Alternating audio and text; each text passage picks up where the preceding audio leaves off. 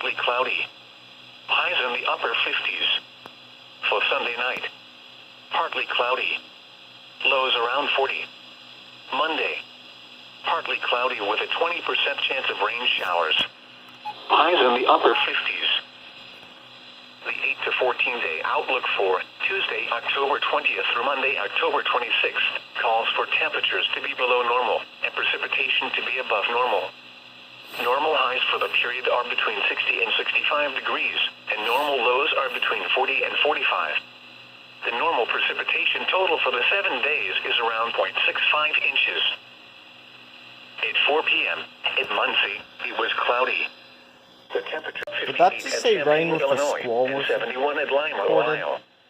Dayton reported 73, I know I paused the Cincinnati video, but reported what 75, is it and Louisville reported I've never heard 81. that observation Once before. again, at Muncie, it was 78 degrees with cloudy skies. And now a special weather statement.